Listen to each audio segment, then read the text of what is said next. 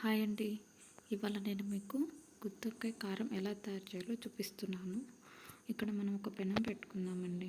ముందుగా కారానికి ఎలా రెడీ చేసుకోవాలో చూసుకుందాం. 2 టేబుల్ స్పూన్ల ఆయిల్,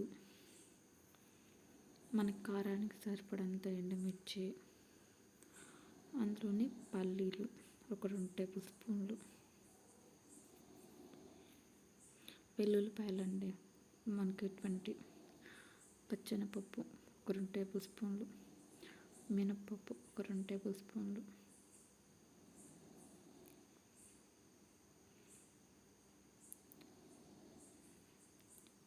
జీరా అండి ఇది మనకు ఒక 2 టేబుల్ స్పూన్లు అండి,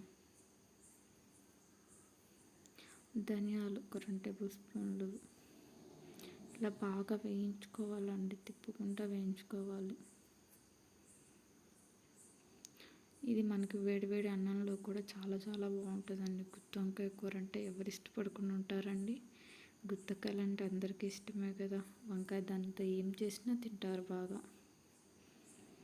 ఇలా వేయించుకొని పక్కన పెట్టుకోవాలి. ఇదే పెనంలో ఆయిల్ వేసుకొని ఇలా మనం గుత్తి వంకాయలు వేసుకొని ఒక 3 to 5 minutes వేయించుకోవాలండి. మనం మిక్సీ పెట్టుకున్నాం కదా కారం, దీన్ని ఇందులోకి యాడ్ చేసుకోవాలి. చూడండి ఎలా యాడ్ చేశాను.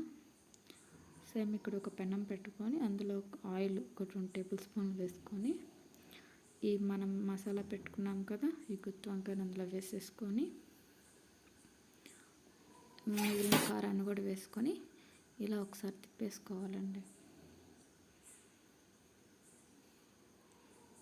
ఇది కొంచెం ఫ్రై అయితే చాలా బాగుంటుంది. ఇందులోనే ఒక 2 టేబుల్ స్పూన్ల నెయ్యి అండి.